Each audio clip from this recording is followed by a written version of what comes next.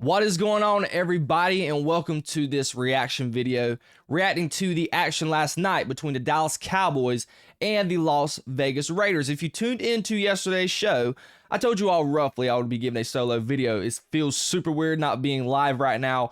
I'm always been used to doing live shows. I'm taped this intro like 6 times already, but welcome to this video. I'm gonna be giving you guys my quick thoughts on and takeaways from last night's game. If you are new, welcome. If you are returning subscribers, welcome as well.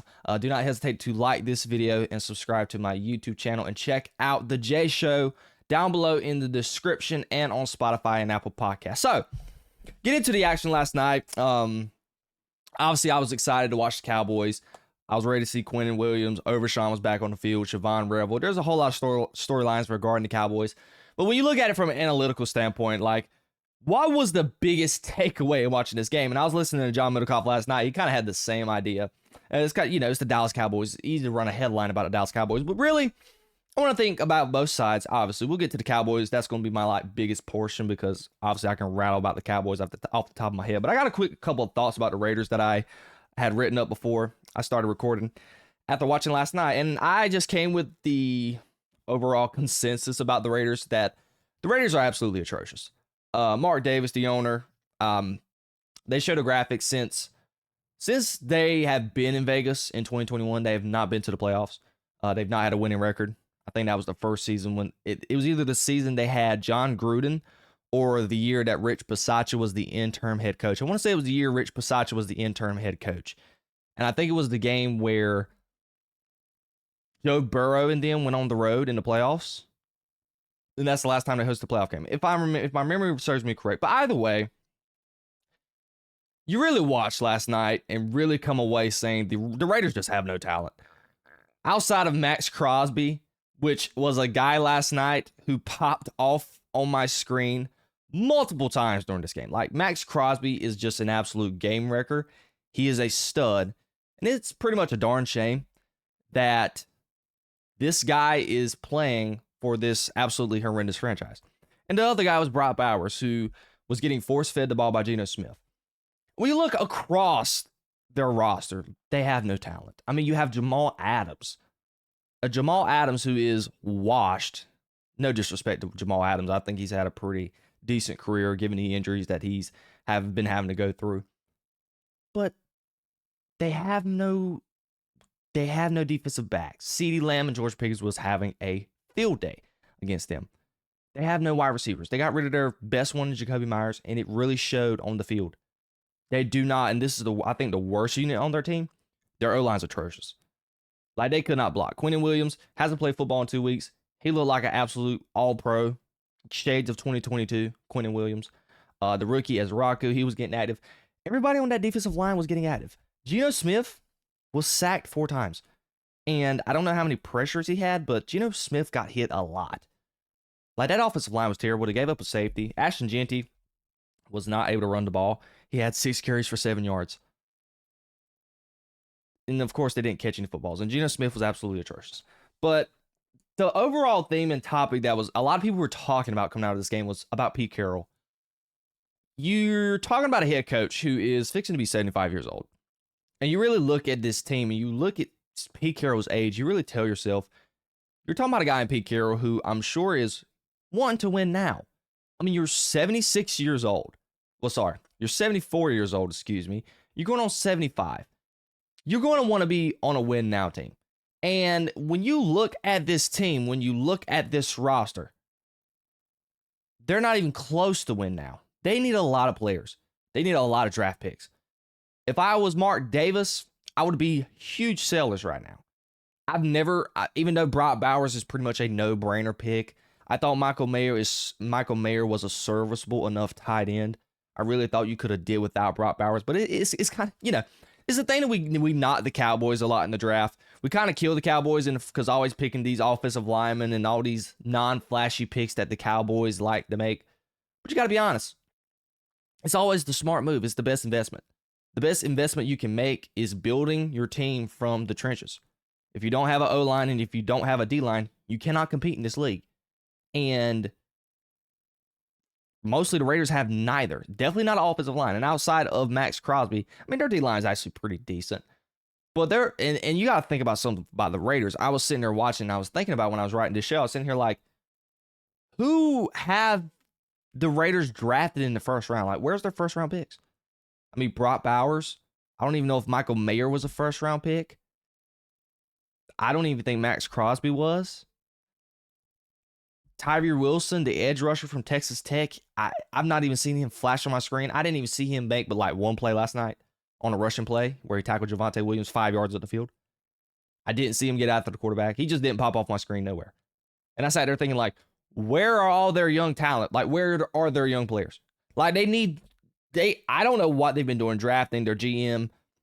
Just horrendous job across the board. Just horrendous. This team looks bad, and it kind of puts into question, like, what is Tom Brady's influence going to be? And I think Tom Brady had his hands in, trading for Geno Smith and, making Pete Carroll the coach. But I really didn't think Tom Brady thought that this team was going to be this bad. There were a lot of experts, like my man Nick Wright. Shout out to Nick Wright on First Things First. He was really like, you know what? I think the Raiders could make the playoffs. He really looked at the Raiders just on paper starting the season. He was like, okay, you got Ashton Genty and, Geno Smith has been pretty good since he was in Seattle. He's kind of revolutionized his career. It's like, you know what? They can win 9 games. Not even close.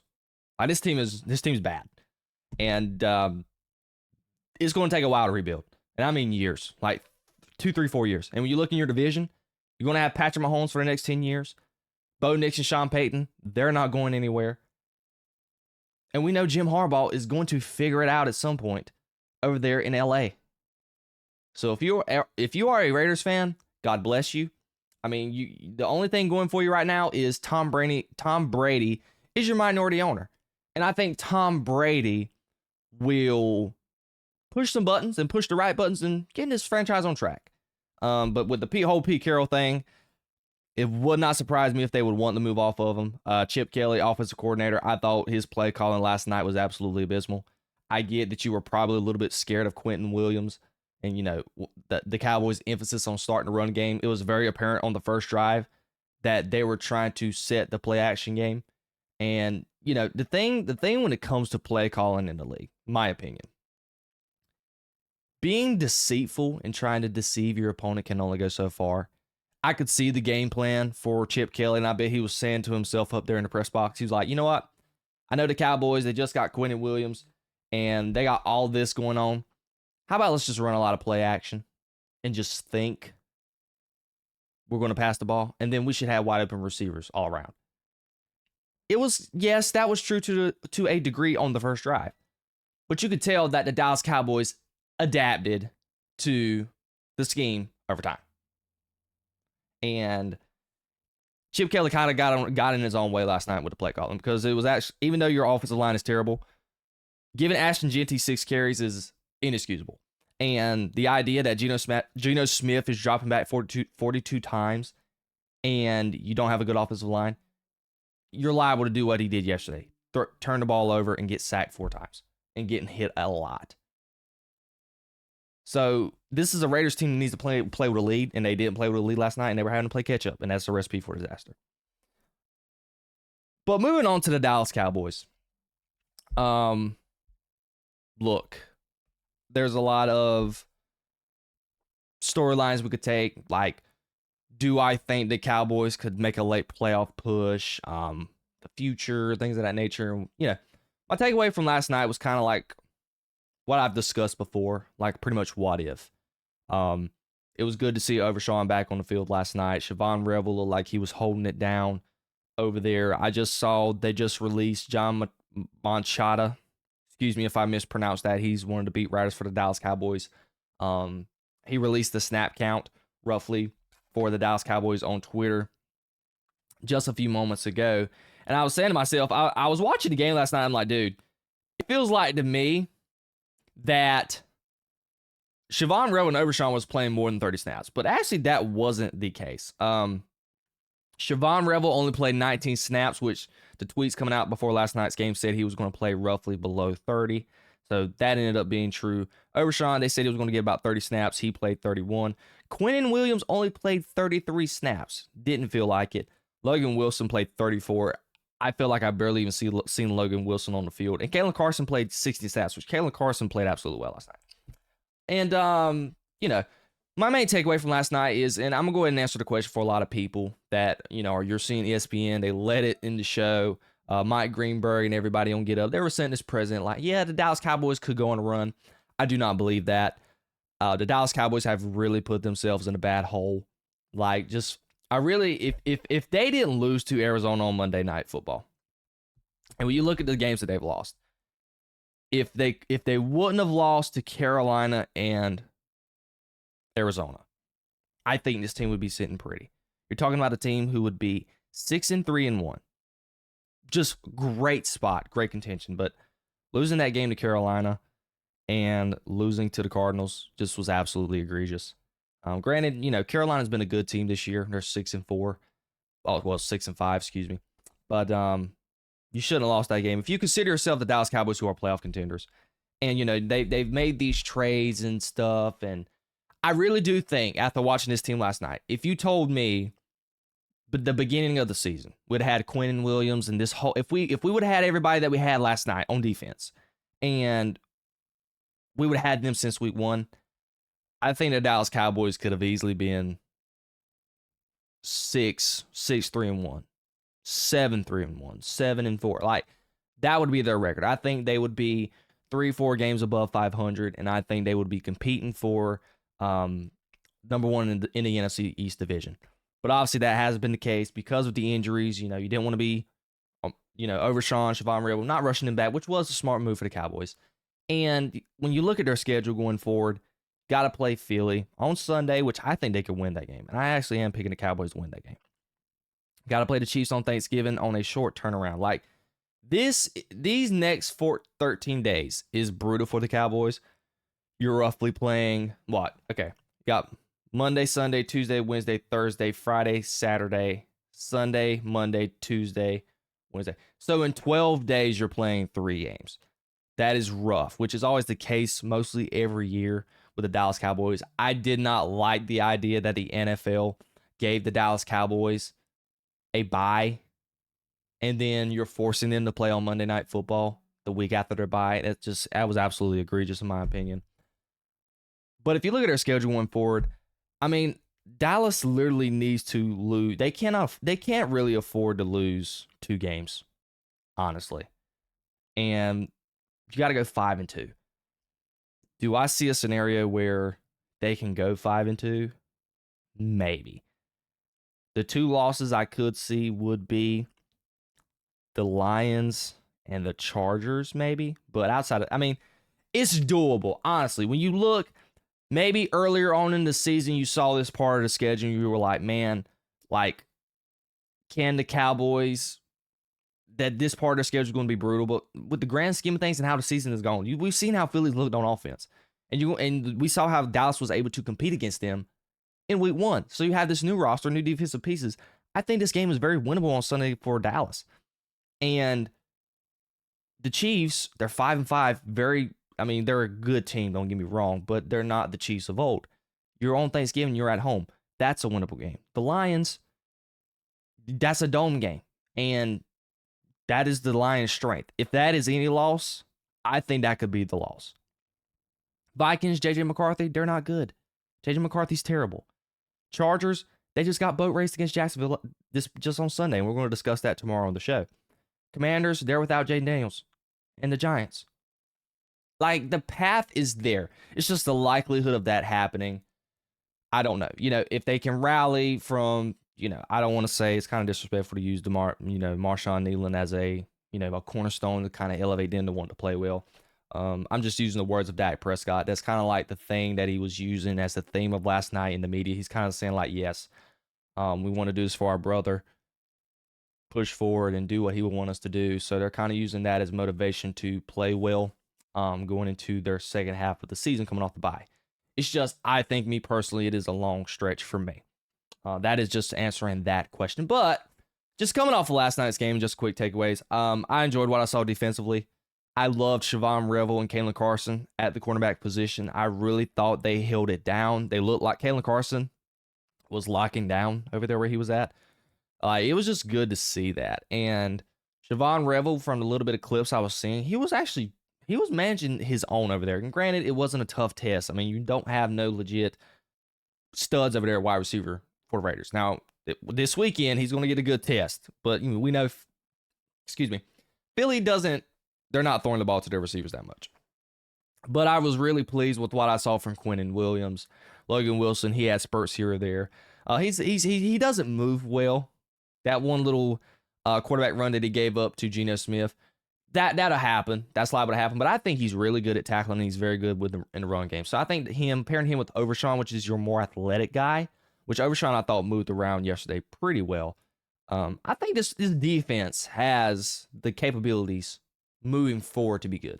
When you really think about the Cowboys, this is why we're really looking at the Cowboys. And Chris Canty was bringing up this point, and it's a point that I brought up multiple times. When you look at the Cowboys, it's kind of like, what about the future? What can we do now with the defense and this team and build upon it going into next season? You have all these young pieces, and how are we going to use these draft picks that we have coming up in this draft, and how are we going to really captivate, and free agents, how are we going to build this defense? Like, we know we're getting an edge rusher with one of those first-round picks, but what other position do we see that we can really surefy this defense with these young studs in this defensive draft? Because this is a very heavy defensive back and edge rusher draft. It really is. And linebacker. Like, this is a good defensive draft. And a lot of people are mocking the McCoy kid from Tennessee. He's coming off an ACL injury. Not my cup of tea. But when you see this team, like, what can we build on? What can we build on the defense? And that is something that we're going to be looking for in the next couple of games. Can George Pickens continue to emerge? Now, George Pickens, and we can go ahead and dissect the game instead of just overarching stories. Man, George Pickens has just been awesome.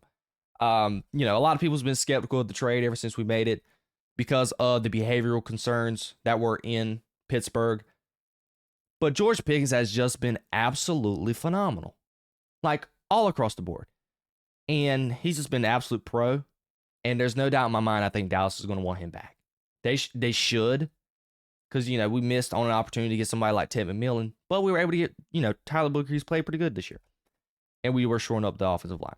But Dak was good last night. He threw 4 touchdowns. And something that really occurred to me last night, Dak's feet work is not the best, but I feel like over time in his career, like, he's been able to manage.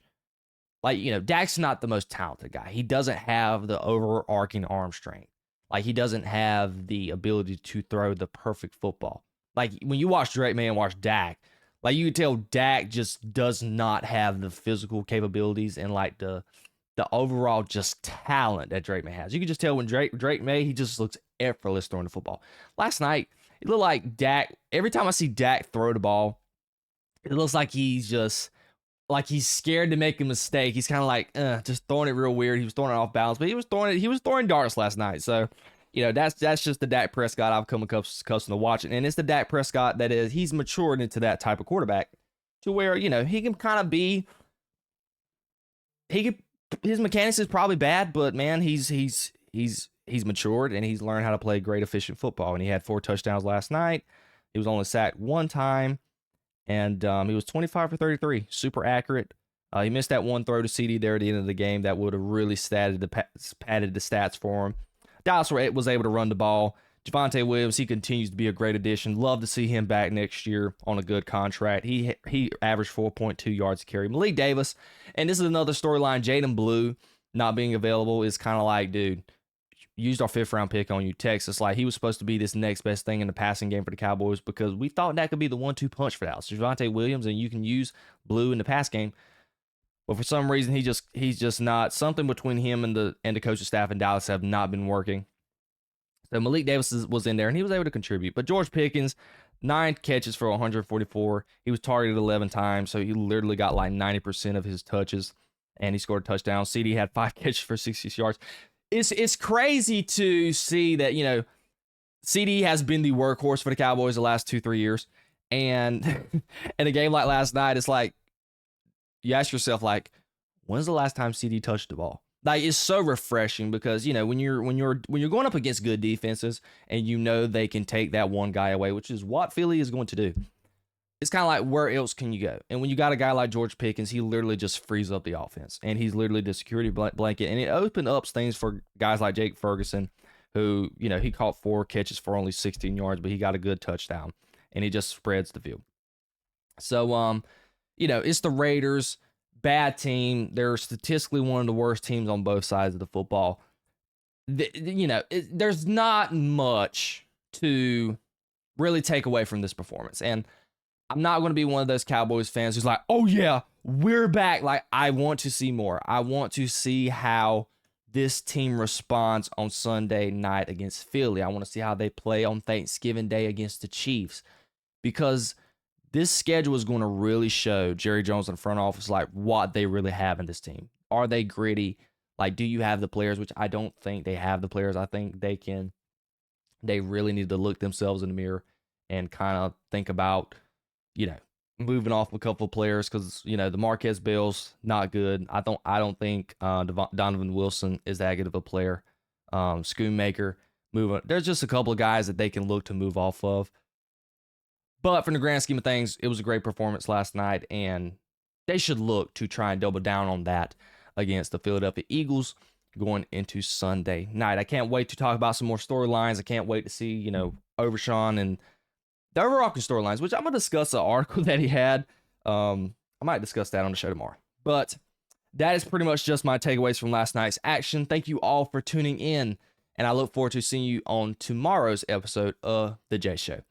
I love you all so much, and I hope you have a great day. Peace, love, and positivity always, y'all. See you.